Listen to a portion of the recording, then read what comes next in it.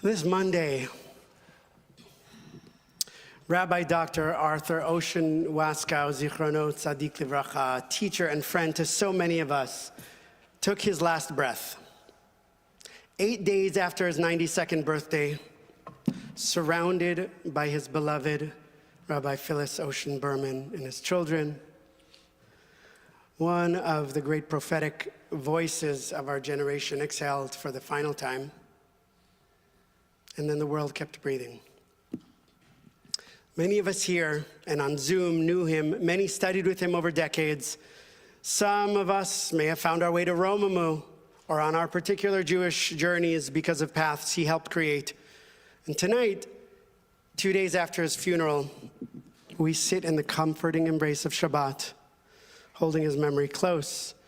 And I can't help but notice the timing. Rabbi Arthur died between Shabbat Bereshit and Shabbat Parshat Noach. Between the parsha where God breathes life into the first human, Vayipach ba'apav nishmat cholchai, nishmat chayim, and the parsha where Noach saves every creature that has the breath of life in its nostrils. These are the weeks about breath, about what connects us all, about our duty to preserve all life on this planet. And Arthur spent most of his adult life reiterating a core teaching that God's primary name, Yud, He, Vav, He, is unpronounceable. That it is nothing more and nothing less than the sound of breathing itself. Breath, he taught, is the name of God. We breathe God's name in and out. And so it feels right that his last breaths came as we turn from the first breath to the ark that preserved all breath. And in a beautiful eulogy in the forward this week, Jay Michelson shared a memory from the 2014 climate march of Reb Arthur, radiant and beaming, riding atop a model of Noah's Ark, a float that symbolized the bond between faith and environmental justice that he always insisted on. There was Jay riding up there beside him. He said he took a photograph and then showed it to Arthur and said, "Look, this is your legacy." And Arthur said, "Legacy? I'm still right here." And this was the quintessence of Arthur. At a protest, immersed in wild ritual theater, and as Jay wrote, prophetic and witty, wise and cranky, decades ahead of his time. He was driven and indefatigable always. And even in frail health, when he could all but not see anymore, he published 2 final books on his 92nd birthday, days before passing, and held a party to celebrate.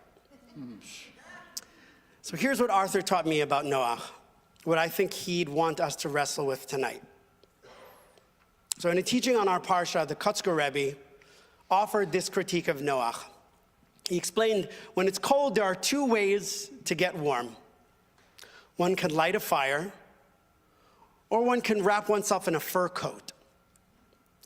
The difference is, when you light a fire, everyone nearby is warmed, and when you wear a fur coat, only you benefit from the warmth. Noach, said the Kotzker, was a tzaddik in pelts, a righteous man in a fur coat. Noach saved his family, and in a generation of corruption, that alone was remarkable.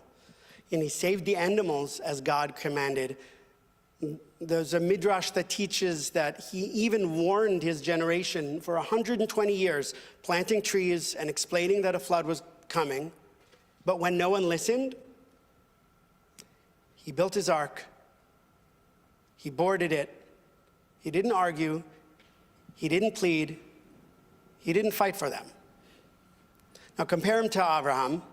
When God threatens to destroy Sodom va'Amorah, Abraham argues, "Will you sweep away the innocent with the guilty? Shall not the judge of all earth do justice?" And he negotiates.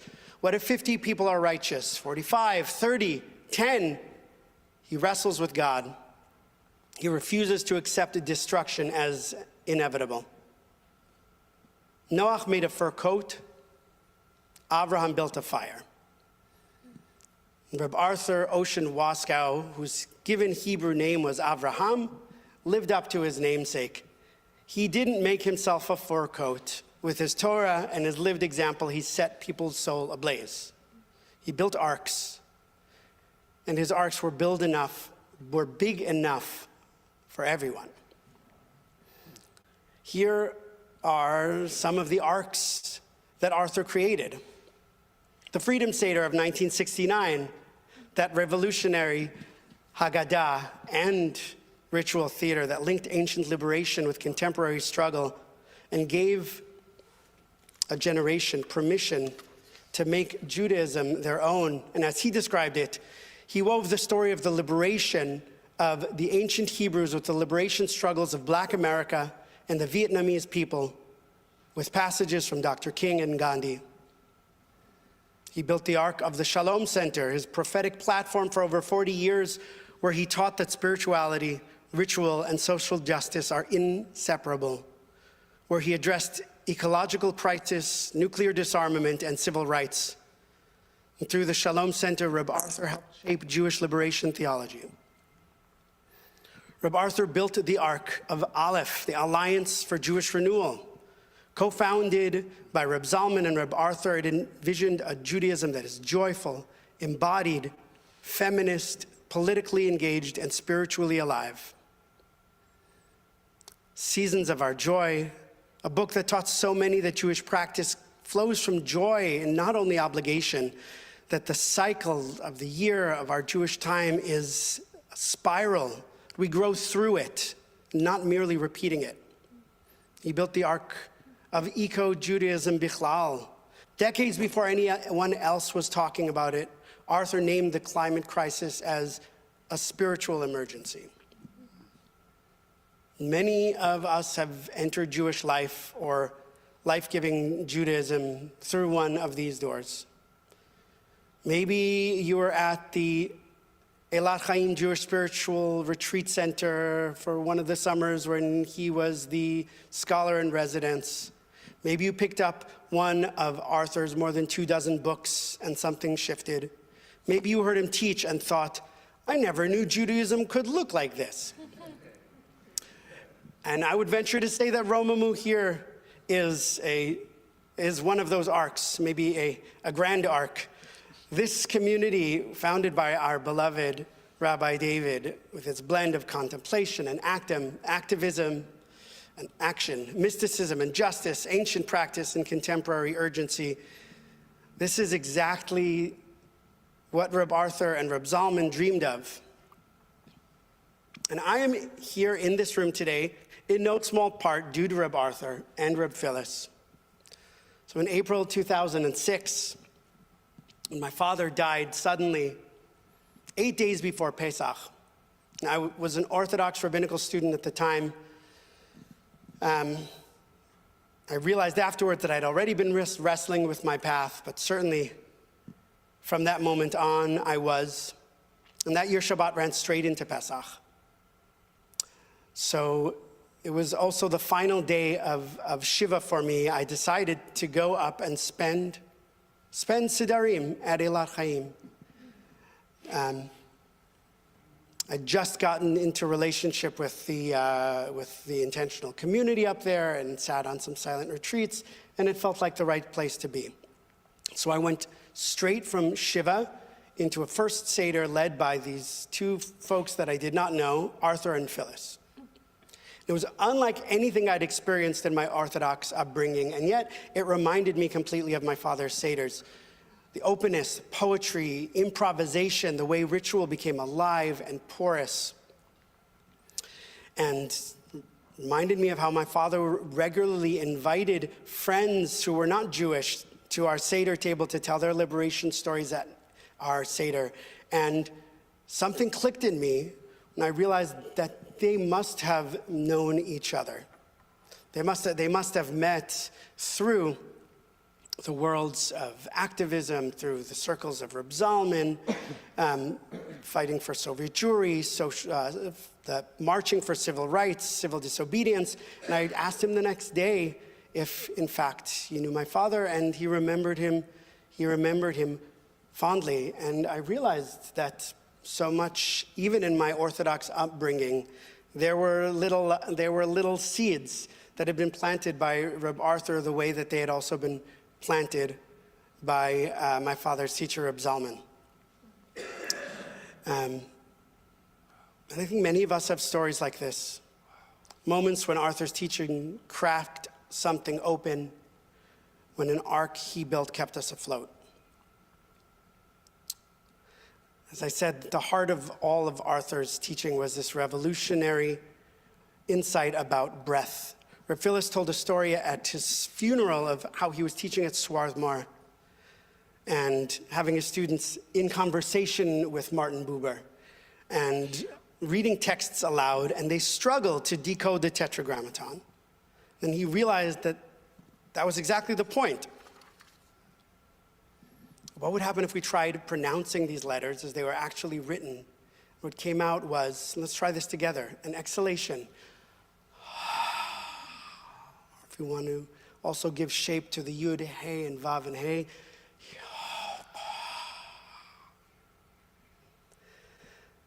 This is the universal name. Every human being, regardless of language or religion, breathes. And not just human, all life on this planet breathes. As Arthur said, we interbreathe. The trees breathe out what we breathe in, and we breathe in what they breathe out. We keep each other alive with our breath. God is not separate from us. God is what connects us all. And to breathe is to utter a prayer in God's name.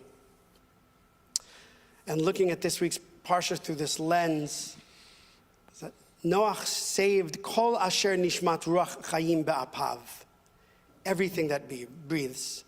And after the flood, God makes a covenant, not just with Noach or with all of humanity, but with kol nefesh chaya, every living creature, and with haaretz, the earth itself. The rainbow covenant is a covenant of breath, a promise to all who breathe. And Reb Arthur also taught us again and again the hard truth that we are breaking that covenant when we pump so much carbon dioxide into the atmosphere that the trees can't absorb it all. We disrupt the sacred interbreathing. The climate crisis isn't just an environmental problem. It is a spiritual crisis for each one of us. Arthur said it plainly. We are choking God's name. Rabbi Amichai Lalavi wrote this week that Arthur used to say that when we put seeds in the ground, it looks like a burial, but some of them will grow and flourish. Rabbi Arthur planted seeds in institutions, rituals, protests, books, in us. And as his dear friend, Reb Mordechai Liebling, said at the funeral, Arthur wanted to leave us at his funeral with one final question. The question he asked until his last breath. What are you doing to heal the world? What covenant are you keeping for 7 generations to come?